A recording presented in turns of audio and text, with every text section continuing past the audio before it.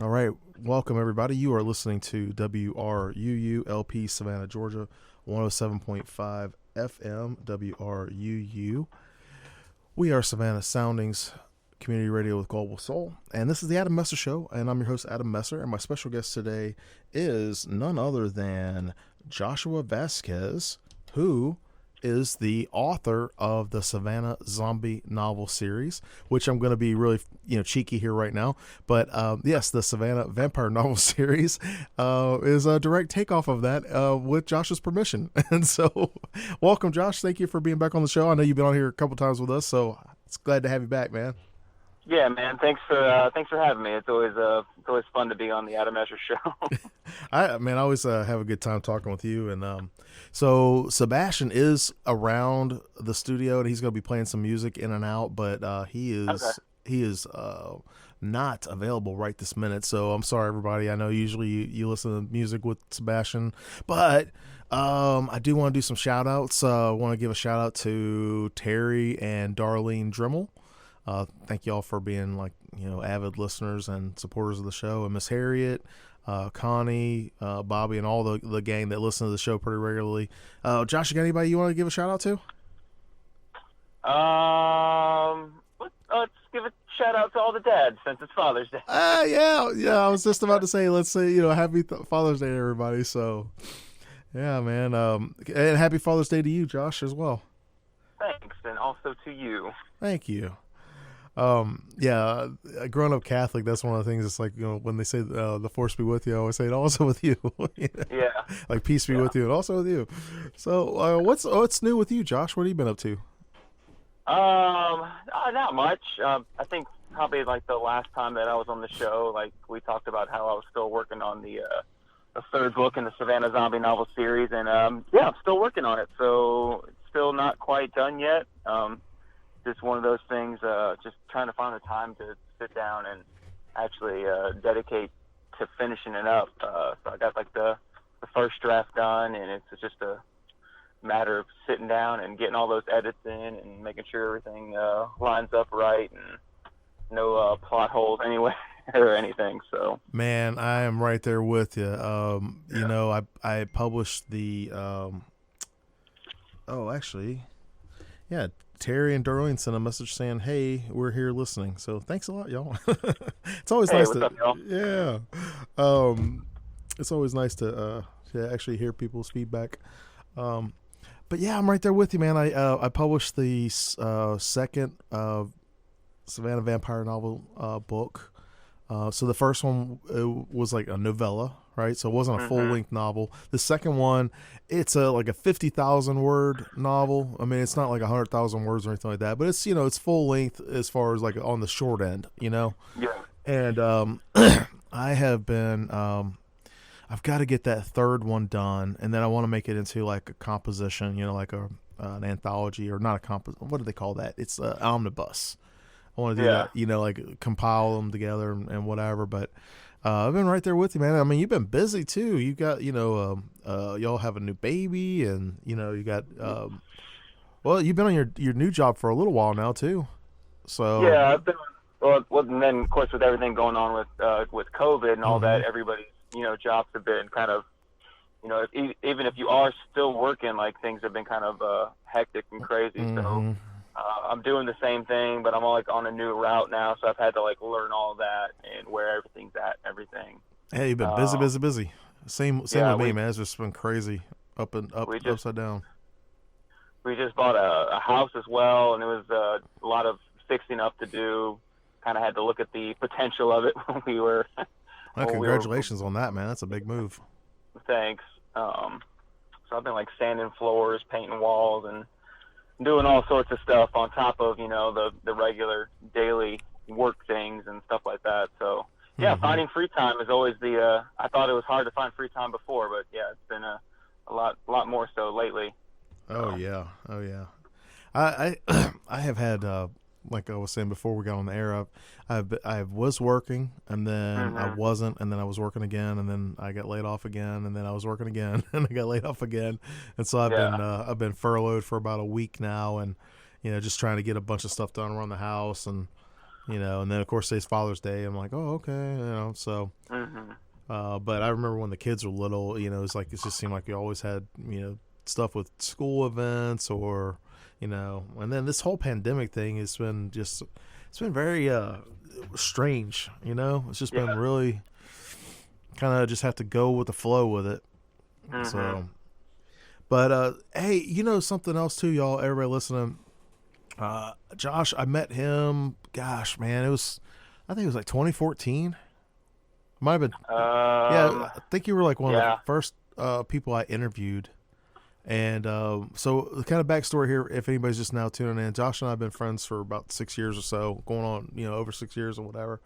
And so I got the whole idea of calling it the Savannah Vampire novel series off of Josh's, Savannah zombie novel series. And so it's one of those things. We both kind of like action, and we like zombies, and we like horror. And Josh has been on the show like a bunch of times. He's interviewed me, and I've interviewed him. And you got your own podcast too, right, Josh? Yeah, it's just the Savannah Zombie Podcast, and it's just basically my podcast where I talk about whatever I kind of feel like, kind of deal. And it mostly, I feel like most of the time I'm talking about like Star Wars and Marvel, and I like rarely talk about zombies. But hey, it's just what it is, Yeah, I tell you what, I have been kind of getting into reading comic books with some of this downtime, and they've got DC's got this new, well, it's not new, but it's called Black Label, and the new Wonder Woman Black Label is pretty awesome. No spoilers, but it's been out there. The new issue's been out, but the new issue is pretty wicked. Like Wonder Woman and Superman get into this huge epic battle. And it doesn't end up too well for Superman. So, but I've been kind of geeking out with that. And then been trying to, honestly, I've been trying to find like a video game to, check out. I was playing Minecraft Dungeons, but it's weird, man, because, did you ever play any of those RPGs like that? Like Minecraft, not the regular Minecraft, but like, I'm sorry, I'm thinking of Diablo. Yeah. Or Torchlight or anything? No, really, like the only RPGs I ever got into was like Knights of the Old Republic, which is like a Star Wars game. I guess technically like Pokemon's an RPG, but it's kind of an RPG light almost. Yeah. But Mass Effect, I mean, most of the RPGs I got into were more kind of like the action-based kind of deal, not so much the hack and slash, Diablo. Yeah, hack and slash, dungeon crawler kind of deals. Yeah. Well, I've always liked Diablo. I did not play it back in the day, but I had a friend back like in the late 90s that actually played Diablo like all the time. And so I really got into playing Diablo when Diablo 3 first came out, and I played it a lot. And like this other game called Torchlight, it's like that too. But Minecraft Dungeons came out, and I was like, oh man, I like Minecraft, that or whatever. Well, Minecraft Dungeons and Minecraft, they play totally different. It's totally different game style. But with the Minecraft Dungeons, there's like no way to join an online game unless you're joining a game with a friend. At least for the version that I've got, and I don't know why it's like that. But I was kind of disappointed because I was like, oh, yeah, it's kind of, that's one of the things I like when I'm playing, just getting online and, playing like on a random server or something like that. Because you never know. You might, I've made a lot of online friends like that, just, going and playing a game that I like and, be able to hang out. So, but I'm kind of like the other way. Like, I hate when games like force me to play like multiplayer, like with other people. Yeah. Like, sometimes I just want to get on and just kind of like just kind of play quietly by myself. Well, but they're always like, "Hey, you gotta play this game with this person." I'm like, "Yeah, I don't want to do that." Well, like the Left 4 Dead series, I loved. I played Left 4 Dead, and I played Left 4 Dead 2, which is for everybody listening, that's a zombie, like first person shooter type game, and you co-op, so you play with up to 4 people, and you're a human and you're trying to survive, you're trying to get through these, different missions or whatever. And if I'm not wrong, I think Left 4 Dead 2 starts actually here in Savannah, doesn't it? Yeah, it does. It starts in Savannah. It doesn't look anything like Savannah. It's kind Right. of just like it's kind of just like, hey, we're in Savannah, but it's nothing. Now, the Walking Dead game by Telltale in the first season, they end up in Savannah, and it actually looks like Savannah. So Hmm. if you do want to see a video game adaptation of what Savannah, Georgia looks like, you could check out the Walking Dead Telltale game. Yeah. Speaking of Walking Dead, I tell you what, I have to be honest with you. Did not watch it since Negan with oh gosh, oh my gosh, I'm having a brain cramp. Um, With Glenn, yes, Glenn. That was the last episode I watched, that's and a lot of people checked out then. yeah, I was like, oh my gosh, and you know, the crazy thing about it was, I even reading comics or whatever, I never really got too much into reading the Walking Dead comics. But I was able to pick up a couple of the last couple of issues or whatever, and I gave them to my oldest daughter, who's always been a big fan of the Walking Dead stuff.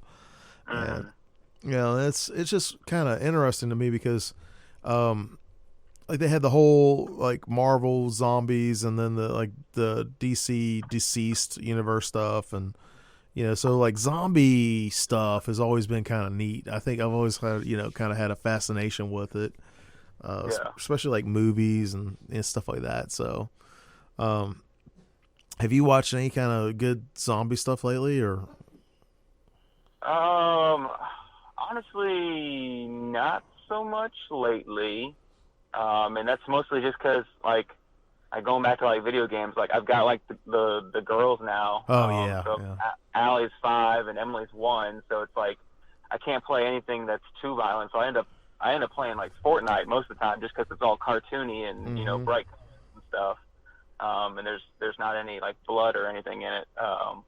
That's the same with me, man. I don't watch any stuff around the kids. Usually, if I'm watching any kind of horror stuff, it's after hours. And I've been I've been playing some of the Switch lately. Oh, really? Yeah. Yeah.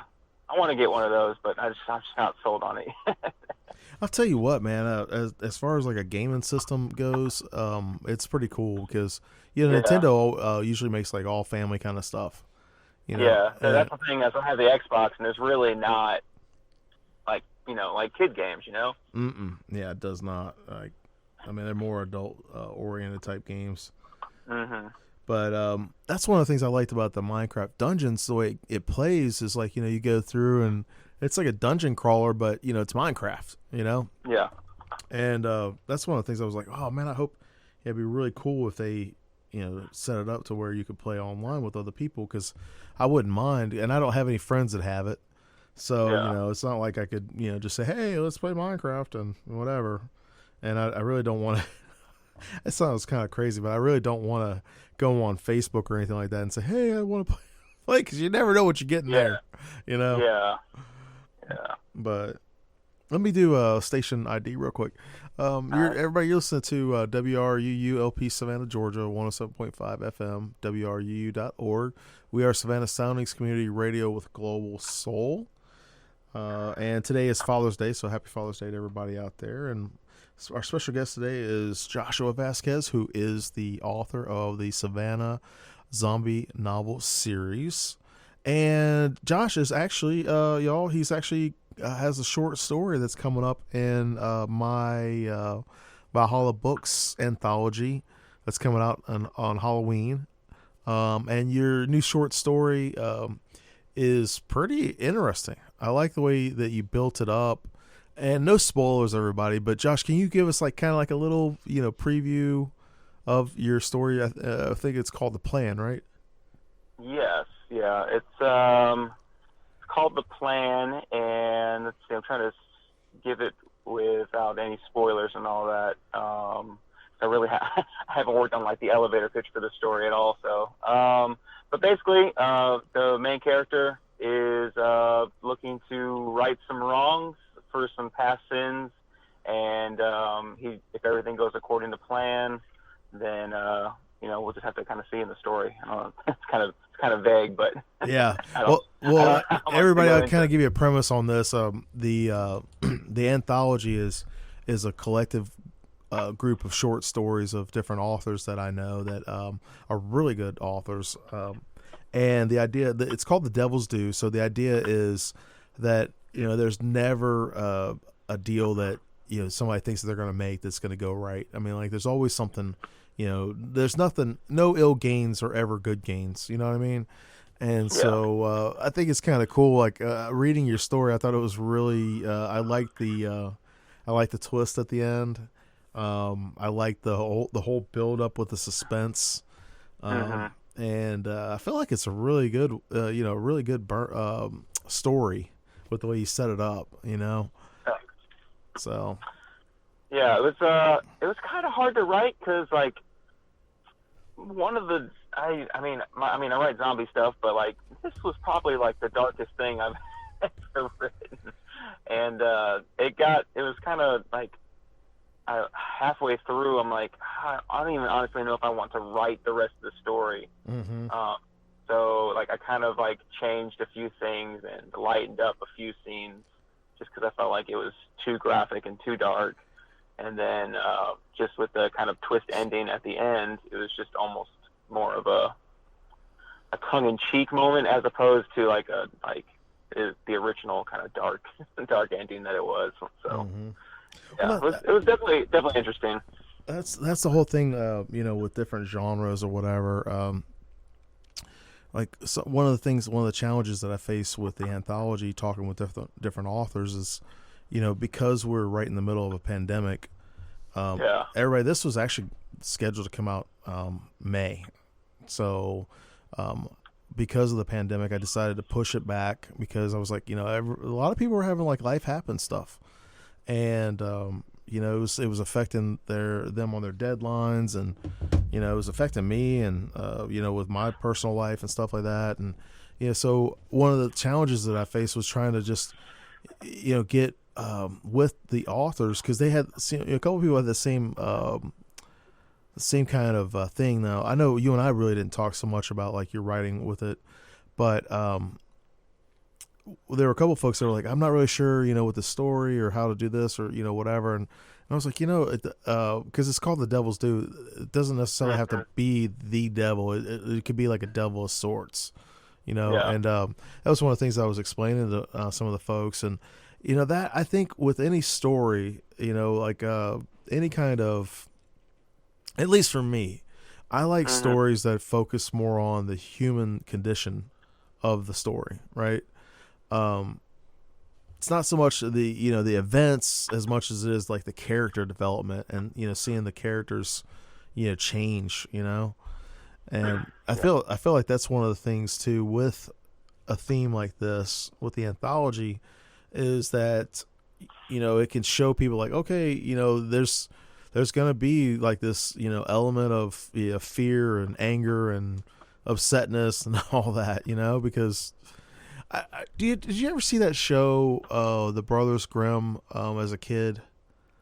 Like it was like a kind of like Tales from the Dark Side or whatever, but yeah, I don't think so. I mean, I know what you're talking about, but I don't think I ever watched it.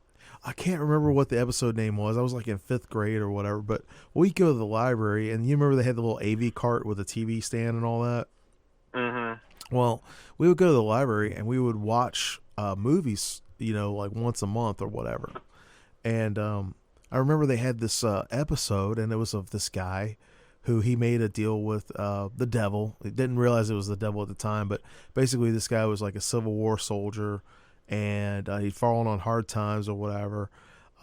Makes this deal with the devil that he has to wear this cloak and can't change his clothes for like 7 years, right? Not allowed to take a bath, can't take can't get clean, nothing, can't clip his fingernails or trim his beard or cut his hair or anything like that for like 7 years. And whenever he reaches into the cloak, though, he always can pull out like a handful of gold, right? So the first couple of years, everything's good and cool and whatever, and he's like the life of the party. He's always buying drinks for everybody at the saloons and all this stuff or whatever. And so life is good. He's whatever, right? And I remember like the story goes on to where he's so nasty and dirty and filthy that he gets turned away. Nobody will accept his gold anymore. Like, towards the end of the 7 years or whatever. Like, he's just so filthy and dirty that they're like, no, we don't want your gold.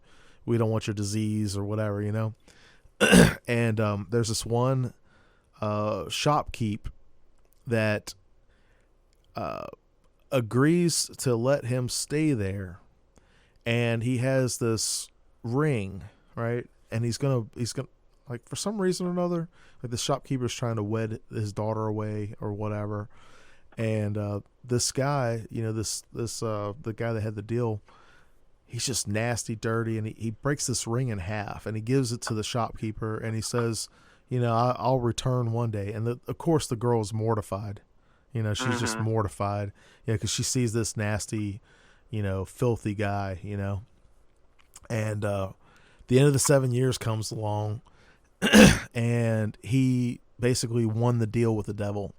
And so the devil's like, okay, you won the deal, yada, yada, yada. And the guy's like, no, now you're going to clean me up. And it's so crazy because I cannot remember the name of the show or whatever, but he ends up going back to the saloon, and the girl doesn't recognize him at all. Like, he's cleaned up and well shaven and all that, and basically he says something to the girl like, I know that you don't recognize me, and he puts the other half of the ring in the drink that she serves him, and I don't think it's necessarily a happily ever after. You don't get really to see after that. But I just remember as a kid, I loved, stuff like that. Just like Tales of the Dark Side, strange tales. Like, I loved Twilight Zone, and, not I don't necessarily like gory type stuff, all the time. I used to watch Freddy and, Jason and Michael Myers and all that too. But I like suspense.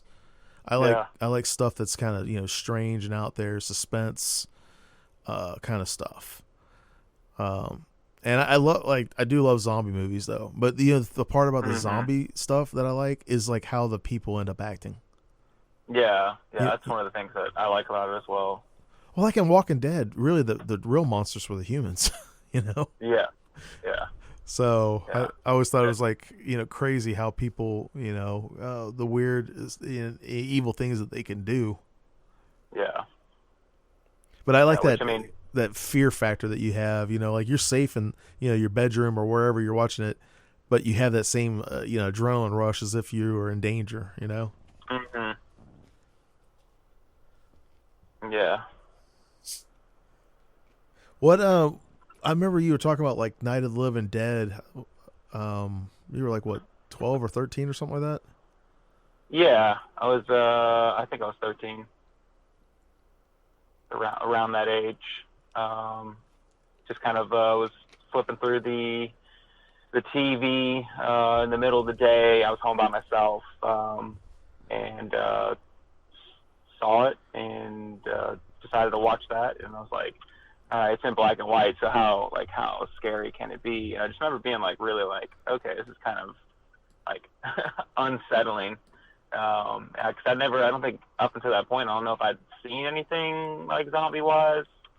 So I was definitely kind of a fan from that time on. It's kind of weird, man, but I love like sci-fi and I like fantasy and stuff like that. Haven't really read a whole lot of it as an adult because I was mostly into nonfiction.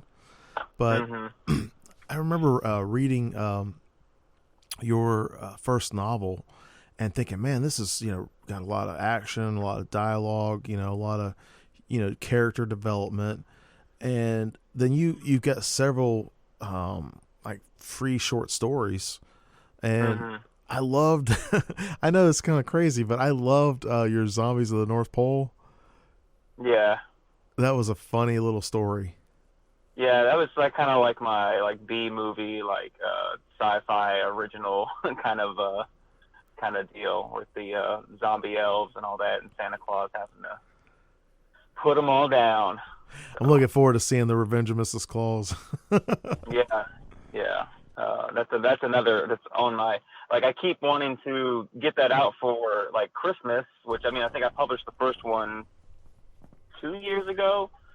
But like I'll get like I guess author or like writer's guilt that I need to finish book 3 before I put out the second short story to this goofy little short story that didn't really sell that much. Well, I loved it. It's fun for me. Yeah, I feel the same way though, man. I mean, like I need to finish up the third part of this Savannah vampire novels with the Blood Thrasher.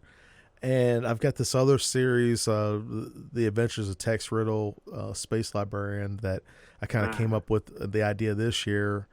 And I was like, and doing the whole Valhalla books thing was a way to, because, you've been there with us from the day one with the Savannah Quill stuff, and doing the charitable stuff and the conventions and the books and brews and all that. And, I wanted to separate it.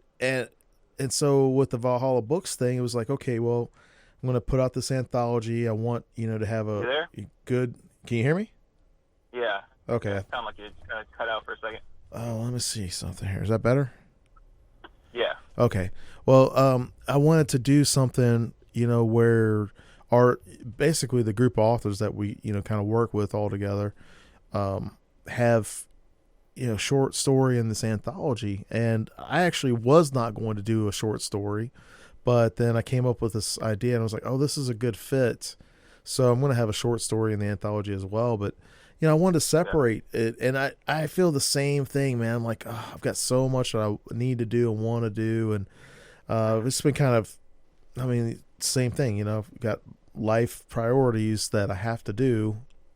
Yeah. And, I've been trying to treat, the authorship stuff like as a, career and be more serious about it. But at the same time, I have to be realistic too. Like, okay, well, what can I do? How can I work on this?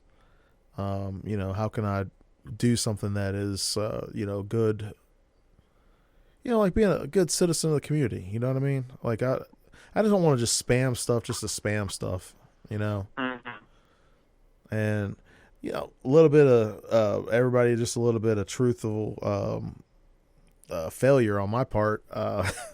When I launched the second vampire novel series book, it's called Vinyl All Night, and I put it out like on New Year's Day, and I've had like no reception for it, like none. And it's crazy because I have not been advertising it or promoting it a whole lot, but I did give away like 55 copies on an Amazon giveaway. And so that was another lesson learned. Like, those don't really mean anything. So, the Amazon giveaways, I feel like it's a up in the air thing because most people aren't going to review it. They're just getting their free books, which is a lot of things with Amazon. You got people that are just looking for their free stuff. Yeah. I did have success like with reviews for the Goodreads giveaways. I feel like Goodreads is actually where a lot of readers, spend just time. Because they're more apt to actually leave a review, because that's just how Goodreads is kind of built. It's built on people giving their opinions on books, and so it's just kind of, I think I have maybe I gave away 10 books, and I think I got maybe half of those reviews back. So, man, that's actually pretty good. The neat thing about doing the anthologies is it'll I'm in this anthology with Rachel Brune, that she did, called Stories We Tell After Midnight, and it lists the different authors or whatever.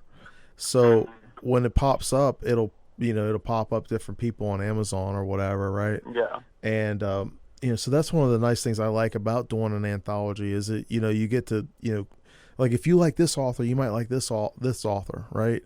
Kind of thing. Yeah. And what I'm hoping is when we, put this anthology out, that there'll be more folks that are like, oh, well, let me check this out because I like her work or his work, and, let me check it out. And, somebody might check out and whatever. But I think it's just reaching more readers is, one of the biggest challenges that I face, and, trying to find, and that's one of the things I feel like most indie creators. It's just reaching that audience, Yeah.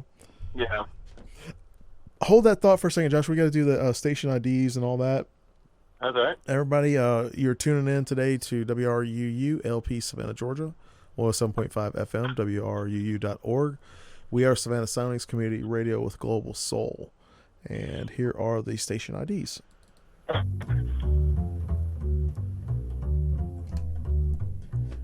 This is WRUU-LP, Savannah, Georgia, 107.5 FM, WRUU.org. We are Savannah Soundings Community Radio with Global Soul.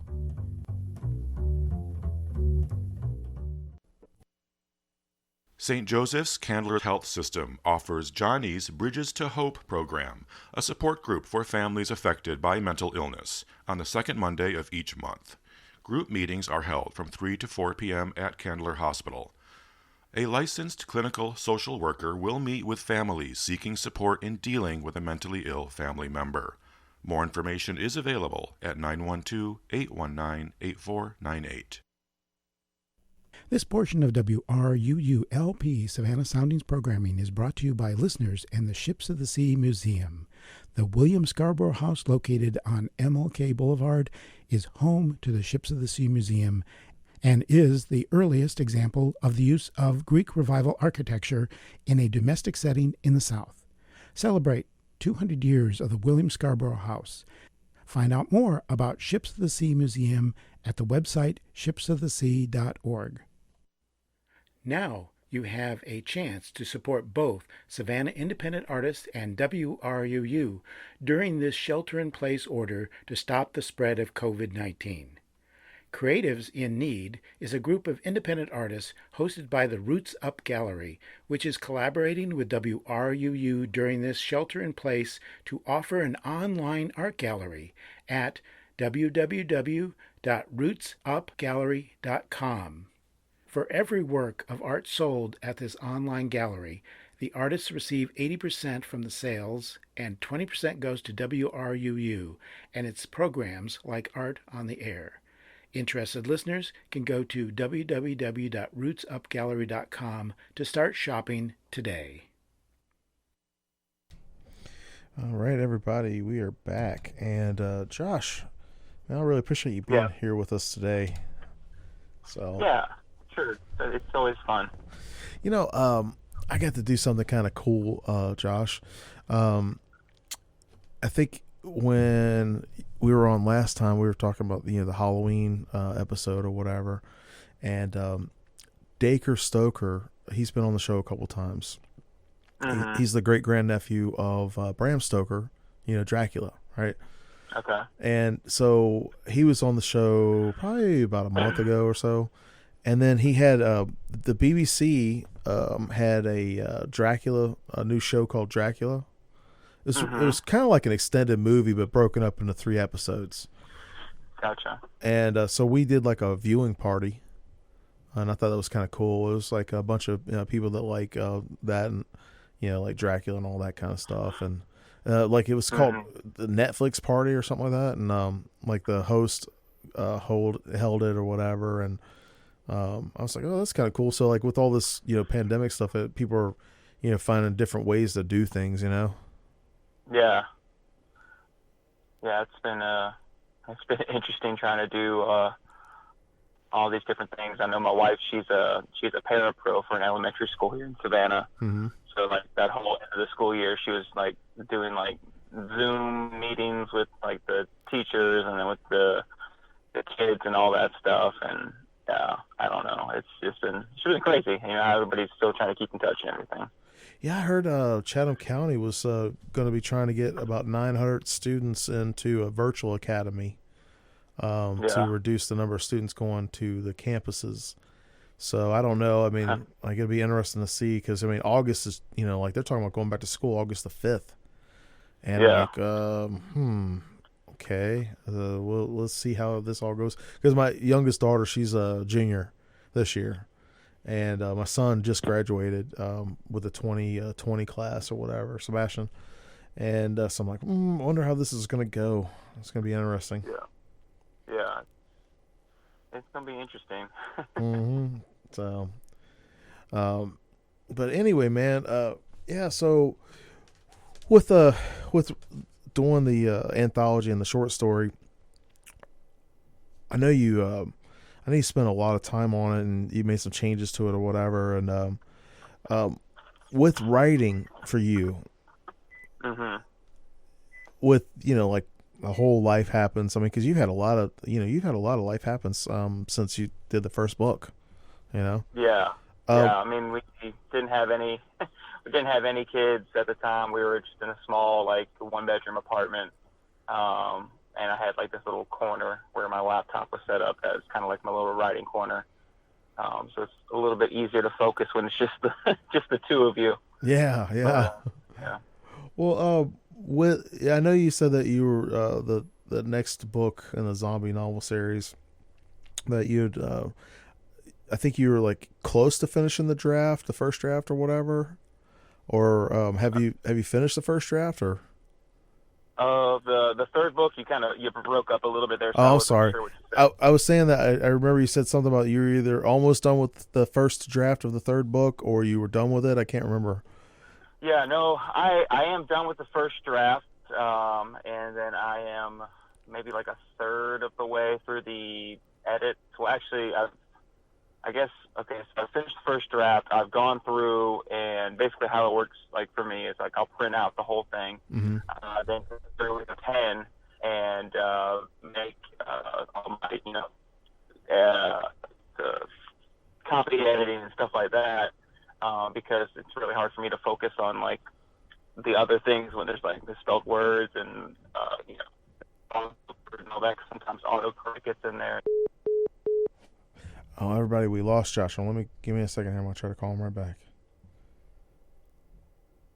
Okay, sorry.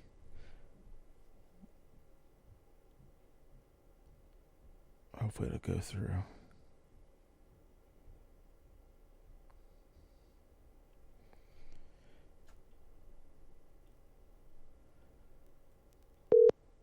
Hey, you've reached Josh Vasquez.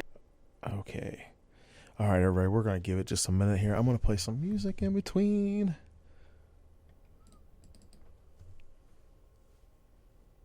LP, Savannah, Georgia, 107.5 FM, WRUU.org. We are Savannah Soundings, community radio with global soul. This is Sounds of Tarab from the album Zanzibar, New York. Hey, you've reached Josh Vasquez.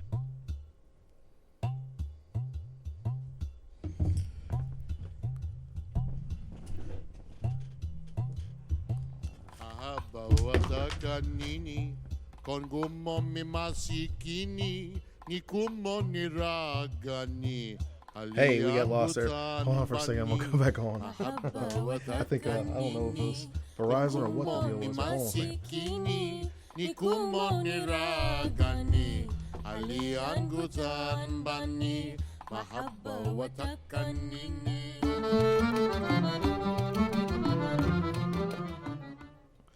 All right, everybody. We've got Josh Vasquez back on the line. We had some technical difficulties there. Sorry about that. And I think because I'm using my cell phone, Josh, and I don't know. Like I've lost a couple of calls this week with the signal. I know I have Verizon, and I know T-Mobile had a bunch of issues earlier in the week, but I really haven't had a whole lot of problems. I had like a couple of dropped calls, but I didn't think anything about it. So sorry about that. Yeah.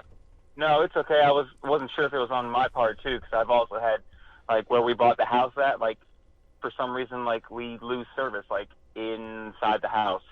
So I'm, like, sitting outside right now in the car. Oh, no. Yeah. Man, I'm sorry. See the sacrifice that we make people to bring this to this radio show to life. Well, it was also, like, all three of my girls decided to take a nap right before I was supposed to be on the phone. So I'm like, well, I guess I'll go outside. So, yeah. They're like, yeah, Daddy, okay. Yeah. So, but anyways, like, I'm attached to the Wi-Fi, so I didn't know if maybe sometimes it just disconnects and all that. So anyways, where'd you lose me at? Honestly, I forgot. Okay. I totally forgot where we were at with it because I was like, oh no. I know we were talking about me finishing up the third draft. Yeah. Okay. So the last part that I remember you said was, that you print it off, you go through and do the copy editing, and then you got cut off with like misspelled words. Yeah, because I just get distracted when I'm trying to like go back and do like the more serious edits when there's stuff like misspelled. So for me, like I have to go back and do that copy editing first. So I just right now I need to get it back into a new Word document. But my computer is also like it keeps getting this. Just randomly shuts down. It gives me this blue screen, has to restart. Oh, no. It does it randomly. There's no telling when it does it. So, like, I've tried, like, I wrote the short story for the anthology. I wrote that on the iPad, which was, it took some getting used to because I was using the touch screen, and it's not quite as reactive as, like, an actual keyboard. Mm-hmm. But I have like a Bluetooth keyboard for it to use, so I'm not sure if I'm gonna have to. That's another thing too. I've got to figure out how to get it from the computer onto the iPad. I'll tell you what I did. Because I set up. I got Scrivener, but I know Apple's got the Pages or whatever, but you can get Dropbox because that's what I had to do. I had Scrivener, and like I've got Scrivener on my phone, on my laptop, and on my iPad, and I wanted to be able to travel back and forth with wherever I was that I wanted to write, and so it has this feature where. Hold on one second. We've got. I hear some water. Everybody, hold on a second. I'm sorry.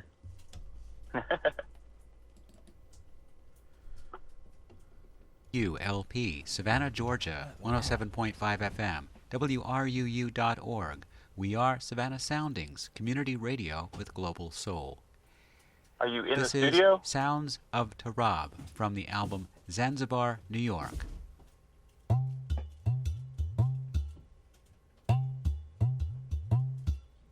All right, so I'm going to assume that you can still hear me while Adam's gone checking water. I'm assuming that he's in the studio and that he hears some kind of leaking. And it's going to be a good DJ. Check that out. You don't want water getting into your radio equipment. That's one thing I know about radio equipment, which is not much, but water and electronics don't normally go good together, so that makes sense, right? You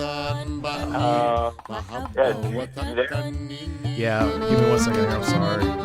No, you're good. I was just trying to do some commentary. Oh yeah, while you were gone. It's crazy, y'all. I'm literally here in the studio, and there's like a water leak coming from the air conditioner, so I'm gonna have to report that to our powers that be. So.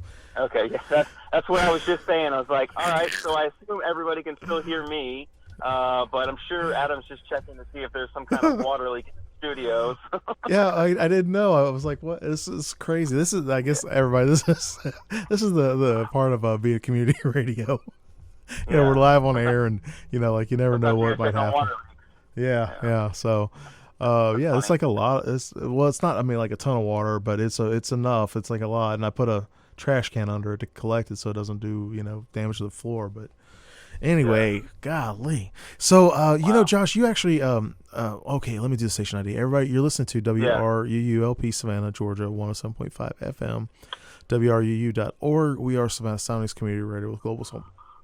So this last year and a half or so, man, I've really gotten into wanting to cut my teeth on editing, and especially with fiction, because I wanted to basically self-publish or whatever, but also wanted to do these anthologies, this collection of short stories or whatever. And you were the one that really kind of got me into that, because I remember one time we were having a conversation. I was like, man, I just don't like doing editing, because doing business writing and academic writing and stuff like that, I would inline edit. So I would write and then I would edit as I went. Yeah. And I got so used to doing that that I guess I kind of got a little lazy or whatever, because writing academically is a whole different ballgame than trying to write a story. I mean, you're still telling a story, but a lot of times you have you can use research and you can use sources and that kind of stuff. When you're writing your own story, you're it. I mean, you can pull from different cultural things, or whatever, and they like tropes or whatever. You can work those in, I guess. people expect certain tropes or whatever. But yeah, you're the one that kind of convinced me that editing was where it was at, and so I print I've got a story that I wrote for Rachel Brune back in February, and I actually was having a hard time editing on the computer, so I went and got it printed off, and I've been editing it by hand. And I've got the first, it's like 120 pages total. It's like just 30,000 words or whatever, but I've got the first 50 or so pages done with hand editing. And it's just the fact of getting through it, And there was this one section that I was really dreading because it was all dictation. So I was using like the Scrivener, and I was using dictation, and actually the iPhone, the dictation on the iPhone is pretty good, and I got to that section and I was like, oh, I was just dreading it. And then I read through it and I was like, okay, there's like a paragraph and a couple of sentences that are like kind of just garbly gook, didn't really translate for the dictation, but otherwise it wasn't that bad. It was like, I can't remember who said it, but you can't edit a blank page. Yeah. It's easier if you've got a bunch of, just stuff that you can go back and edit. So what can you share with me, like, what you really like about the editing part? Well, it's kind of like how you said you can't edit with a blank page. Like, you can't play Legos without Legos, Like, you gotta have the blocks to play with, or else you'd just be sitting there on the floor doing nothing. And that's kind of how I picture editing. It's like just taking those blocks and moving them around and making it what you were really trying to say in the first place, because when you're like writing that first draft, you're just kind of just getting it out there. So when you go back with the second or the third draft, you're polishing up what you were trying to say. And that's one of the ways that I looked at it. Plus, like, for me, like with the Savannah zombie novel, it started off as the idea for like a movie, like a low budget zombie movie. Mm-hmm. So I've kind of always had like this cinematic mind to it. So like when I first was working on this, when it was still the idea of this low budget movie in high school, I wrote up two different outlines. It was kind of almost the same scenes, but they were in different orders, just to give us kind of like a different idea of like, maybe you want to go this way with it, maybe you want to go this way with like a traditional horror, like fake ending kind of deal, or this one's got like the happy ending, and it just had like all these different scenes, but we could put them in different orders. And when it came to writing the story, like the actual the book, it was kind of the same way. Like I had all these chapters and I had the outline. So it's just a matter of putting them in the order that I felt best told the story.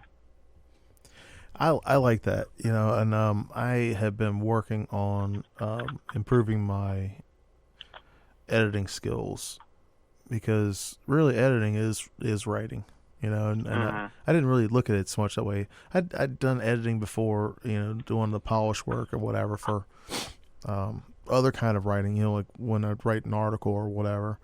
But as far as the fiction stuff went, I was like, I didn't really feel that comfortable with it. And then doing the anthology, working with authors, there've been a few people that are like, I had to give, like a lot of, kind of feedback. And then there are other people where I was like, oh, minor amount of feedback. It's just because everybody's writing level's different, Yeah.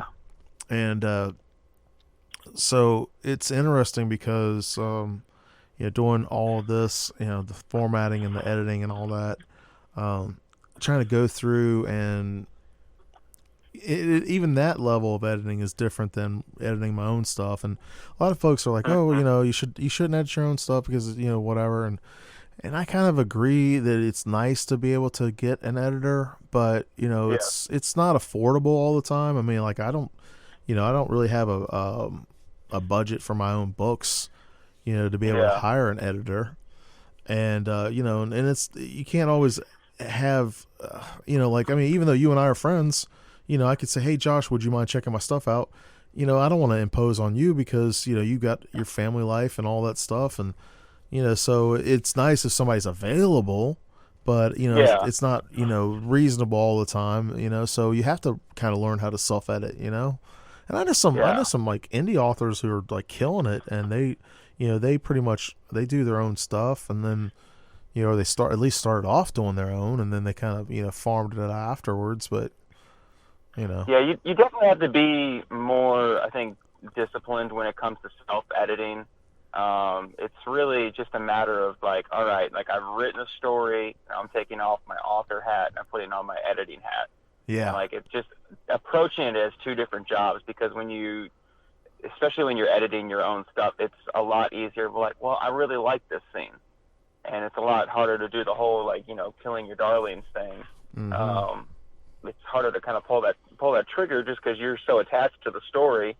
And I mean, that's really where editors come in and shine. Like really good editors, they can see what the author's trying to say and make it the best possible. It's not like they're trying to, like, oh, he shouldn't say this, he should say this, and like all this stuff.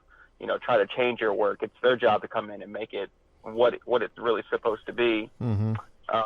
So yeah, I mean, I tell people, like, if you can get an editor, if you can get somebody to like edit your work, like you probably would be better off, especially if you're a younger, like inexperienced like writer and you're just quite having like you don't know all like the writing rules. If you're a little bit more seasoned and all that, you can definitely take a stab at it.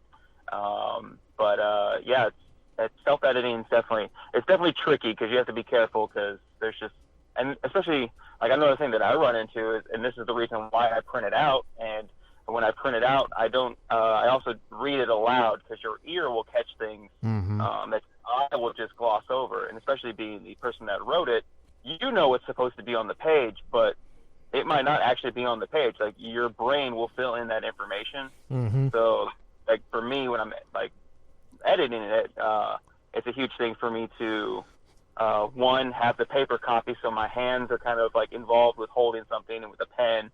And then my eyes are reading it, and get as many senses as involved as possible. And then when you're speaking, that way, your mouth is, the words are coming out, you hear what they sound like, and you catch a lot of things, because that's not how words sound like that. So you have to go back and change it like that. So, I mean, when you're doing self-editing, you definitely have to be a lot more careful and take more heed to what's going on, and be a little bit more disciplined. But it's definitely it's doable, especially if you're an indie author and you don't have, like you said, like a budget for all this kind of stuff. It's just more work, It's just another hat you got to put on. And I think it's good though too. Like if you are wanting to do it and you're willing to put in the work, editing is it's not easy. I mean, it's not easy. Yeah. But editing is kind of like to me. It reminds me of like if you're cooking, like a hamburger, right? And you want hamburgers and French fries for the dinner. You can have like a regular hamburger on just a regular bun and just be, whatever. Or you could dress it up with cheese. You could put lettuce or tomato or onions or pickles or whatever you like. I mean, like if you want a Swiss mushroom burger, you can make it like that. To me, that's what the editing is. It's like adding the seasoning and adding the flavors and the condiments and the garnishes and stuff. It's like you've got the basic meal there. You're just kind of going back and making it more presentable and palatable for the reader. And I like to write stuff that I like to read. Like I like to write the way like I like fast action, and I like sharp dialogue and that kind of stuff. And that's how I try to write, is like, and I feel like you write that same way. It's like, there's a lot of action, and, you have a little bit more humor in yours than I do. But, like I like that kind of stuff. I've always liked horror comedy type stuff, like Shaun of the Dead. And, like I watched this one not too long ago called Zomboat. I think it was on Hulu, but it was like a first season type show, and it was kind of like a comedy, a zombie or whatever. So, we got a couple minutes left, man. Where can people check out your stuff? So of course, you can get it on Amazon. You can get the ebooks for the Kindle there, and then you can get paperbacks there as well. If you're local here in Savannah, you can go to Planet Fun down on Broughton. They have all sorts of like old video games and action figures and comic books and just a bunch of old fun nostalgia stuff. But there's a little kiosk up front with local authors, and my books can be found there. They are autographed, so if you want an autographed copy in your local, you can pop in there and grab one of those and help out that local business. And yeah, that's about it. That's cool, man. And then I love the fact that you come out to the and help support and been part of the Savannah Cool stuff. I don't know with the Savannah Authors Expo how that's going to go this year because the pandemic and all. Yeah. And the Books and Brews thing, I'm looking at those for all of us. It might not happen this year. I don't know yet, but we'll see. But it's one of the things I love about being able to have friends like you. Because you're doing creative stuff, you're doing cool stuff, and I always enjoy talking with you, man. So thank you so much, Josh, for being on the show again today. Yeah, thanks for having me on. And happy Father's Day again, bro. All right, happy Father's Day to you too, Adam. All right, everybody. You've been listening to WRUU-LP Savannah, Georgia, 107.5 FM, WRUU.org. We are Savannah Soundings Community